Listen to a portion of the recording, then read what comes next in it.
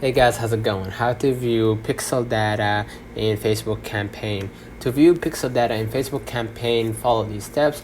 Open the Facebook ad manager and basically go to the Facebook ads manager on your computer, and then select the pixel on the event manager main menu, and then choose the pixel. And after you select the pixel that you want to view, navigate towards the overview or analytics to tab to see the pixel data in event tracking. So let's know in the comments with this video. Hope you don't forget to like and subscribe, and thank you for watching.